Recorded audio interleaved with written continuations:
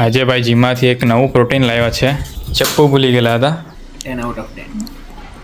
Mummy રવૈયા બટાકા બનાવી રહી છે શાક. આપણે વેટ ગેઇન માટે 2 કેળા, 4 ખજૂર, 8 બદામ અને 1 ગ્લાસ દૂધ. Weight gain milkshake. પછી અંદર આદુ મરચાં લસણની પેસ્ટ નાખવાની. પછી આ બધા રવૈયા ભરી દેવાની. લાજવાબ સ્વાદ માટે આ રેસીપી ફોલો કરો. 0% જ્યારે ભાઈ ક્લિનિક પર નહીં હોય, ચાલો આવી જાઓ દવાખાને. 1 પેશન્ટ આવ્યું છે, ચાલુ કરી દઈએ. બીજી કોઈ તકલીફ થાય તમને? શરદી ખાંસી, એસિડિટી જેવું રહી છે તમને? એસિડિટી સિરપ આપું છું તમને. માથું દુખે છે ને, માથાની પણ આપી દઈએ તમને. 3 દિવસ પછી બતાવી જજો. હા, જબરદસ્ત ભૂખ લાગેલી છે, જમીને મળીએ. કોઈ વાંધો નહીં મિત્રો, આજે આપણે આવી ગયા છે જીમમાંથી ઘરે અને આજનું શેડ્યુલ શું થવાનું છે મને પણ નથી ખબર. વિડીયોમાં તમે બન્યા રહો, હું તમને જણાવતો રહીશ કે કઈ કઈ એક્ટિવિટી થવાની છે આજે. આજે ભાઈ જીમમાંથી એક નવું પ્રોટીન લાવ્યા છે, એનું ટેસ્ટિંગ કરવાના છે. પ્રોટીન કયું છે આજે? નવો ફ્લેવર આવ્યો છે, performance day chocolate brownie flavour. Brown protein જોઈએ હવે એનો ટેસ્ટ વગેરે કેવો છે. ચપ્પુ ભૂલી ગયેલા હતા.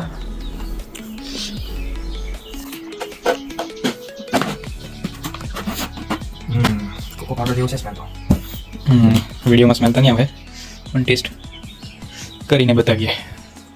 કેટલા વાર લાગે બનતા? 2 મિનિટ સેકન્ડમાં શેકાવી લેવા છે. પ્રોટીન લાઇટ ચોકલેટ ફ્લેવર છે. Chocolate brownie flavour. કેટલા ગ્રામ આવે એમાં? હવે 35 ગ્રામ જેવું લખેલું છે. 1 સ્કૂપ 35 ગ્રામ. 25 ગ્રામ પ્રોટીન પર સર્વિંગ મળે છે એવું લખેલું છે. હવે મિક્સી કરી દૂધ કે પાણીમાં?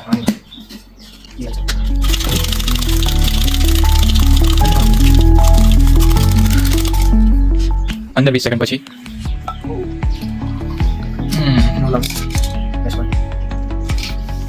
મસ્ત મિક્સ થઈ ગયેલું છે. કોકો જેવું લાગે એમ. શેક.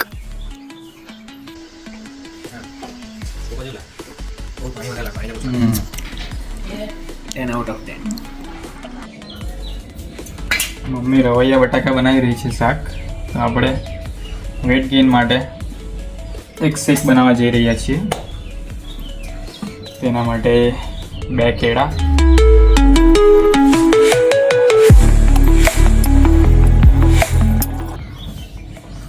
4 ખજૂર, 8 બદામ અને 1 ગ્લાસ દૂધ.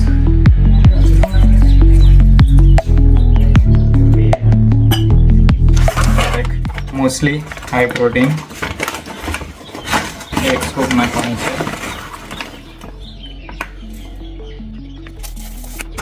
Weight gain milkshake.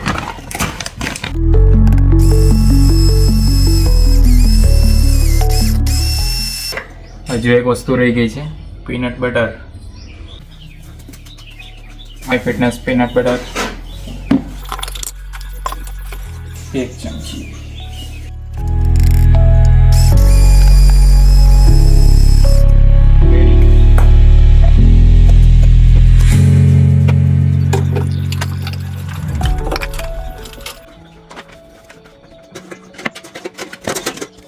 Milkshake ready થઈ ગયું છે.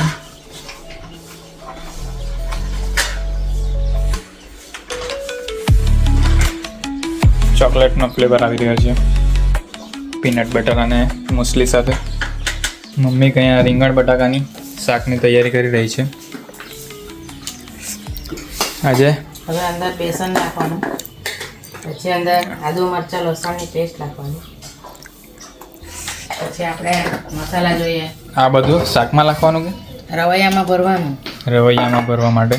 હવે આપણે અંદર ગરમ મસાલા નાખીશું, લાલ મરચું પાવડર નાખીશું, હળદર નાખીશું, ધનિયા પાવડર નાખીશું અને મીઠું નાખીશું. સિંધો મીઠું આપણે વાપરીએ છીએ. સિંધો મીઠું સ્વાદ મુજબ નાખી દેવાનું. પછી આ બધા રવૈયા ભરી દેવાની. પછી કેટલા ટાઈમમાં બની જાય? એ આપણે હવે ધીમા તાપે ચડાવવાનું એટલે અડધો કલાકમાં મસ્ત ટકાટક ચડી જાય અને સ્વાદ લાજવાબ. લાજવાબ સ્વાદ માટે આ રેસીપી ફોલો કરો. એવી અનેક રેસીપીઓ જોવા માટે મમ્મીની પણ એક કુકિંગ ચેનલ છે, એને ફોલો કરો. સબસ્ક્રાઈબ કરીને રાખો એટલે નવા નવા વિડીયો જોવા મળશે. ભાઈ ચાલ્યા છે ક્લિનિક પર. હું છું ઘરે. થોડીક વાર પછી હું પણ જઈશ ક્લિનિકમાં શું ચાલી રહ્યું છે એ પણ બતાવીશ તમને. હવે લાગે શાક બની ગયું હશે. દાણો નાખવાનો બાકી છે. એ બાજુ તો તપેલું આવી ગયેલું દેહો. શાક આ બાજુ છે એમ કે કયામાં છે? કુકરમાં. મોટા કુકરમાં છે. ફટાફટ અનબોક્સિંગ કર.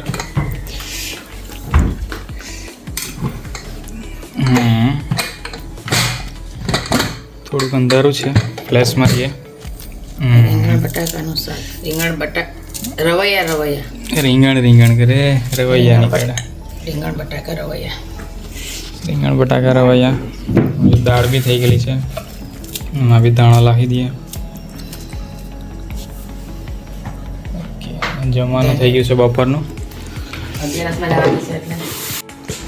ભાઈ જમવા માટે ઘરે આવ્યા છે તો ક્લિનિક પર કોઈ નથી, તો આપણે થોડી વાર બેસીએ.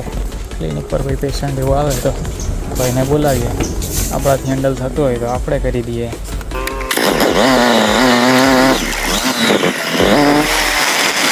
અંબા માતાના મંદિરના બાજુમાં જ છે આપણું જય કર્મ ક્લિનિક. આવી ગયા છીએ. પેશન્ટ કોઈ નથી દેખાતું. આપણે જઈને બેસીએ ભાઈની સીટ પર.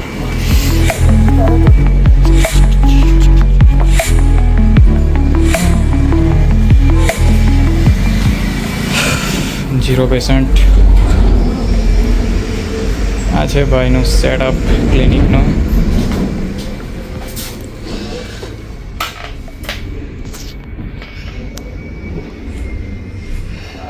$45 kg. અહીંયા આપણે બેસી જઈએ. ચાલો આવી જાઓ દવાખાને. કોનું ચેકઅપ કરવાનું છે. કોઈ પેશન્ટ આવે તો જોઈએ. હવે ચેકઅપ કરી નાખીએ. કોઈને ઇન્જેક્શન એવું મારવાનું હોય તો અહીંયા આપણે ઇન્જેક્શન પણ અવેલેબલ છે બધા. અને બોટલ ચડાવવાની હોય, કમજોરી લાગતી હોય તો અહીંયા આપણે બોટલ્સની પણ સુવિધાઓ રાખેલી છે. બીજું કંઈ બાફ લગાવવો હોય છોકરાઓને શરદી ખાંસી માટે તો એ પણ છે. દરેક પ્રકારના પેશન્ટ્સ જોવામાં આવશે અહીંયા. તો આવી જાઓ જય કર્મ ક્લિનિકની મુલાકાતે. જ્યારે ભાઈ ક્લિનિક પર નહીં હોય ત્યારે એની જગ્યા પર મેં બેસીને શું કરું છું દેખાડું છું તમને. પેશન્ટ આવે એટલે ઓકે, પેશન્ટને આવવા દો. તૈયારીમાં રહીએ આપણે.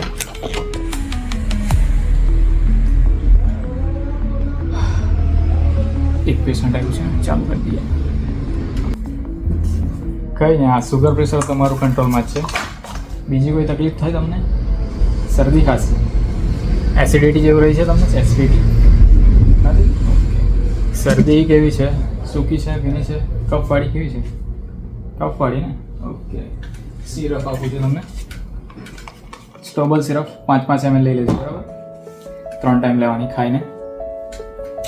તમને એક ગોળી પણ આપી દઉં છું. ઓકે, આ પણ જમ્યા પછી લઈ લેજો. માથું દુખે છે ને, પાણી પણ આપી દઈએ તમને. ઓકે, આ માથું લઈ લો. તાવ જેવું લાગતું હોય તાવ લઈ લેજો, બરાબર? પણ આ કામ લાગશે. 3 દિવસ પછી બતાવી દો. ઓકે.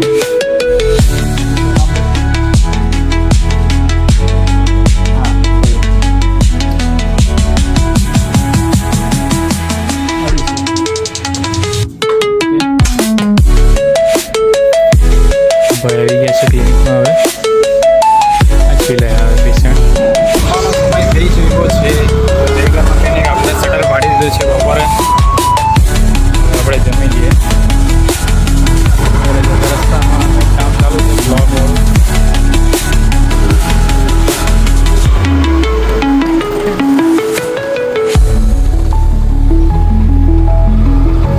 ટોટાપુરી જબરદસ્ત ભૂખ લાગેલી છે. મમ્મી આવેલું છે રવૈયા બટાકાવાળું શાક બનાવેલું છે એ આપણા ડીશમાં કાઢી લઈએ અને ફટાફટ ખાઈ લઈએ.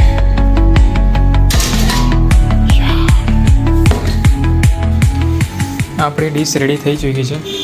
રીંગણ બટાકાનું શાક છે, 15-20 ગ્રામ મસ્તીનું દહીં છે, કાકડી, ટામેટાં અને થોડાક વોટરમેલનના પીસીસ છે, ઘઉંની રોટલી અને રોટલો છે બાજરો અને ચોખાનો મિક્સ. આ આપણું આજનું જમણ છે. ચાલો જમીને મળીએ.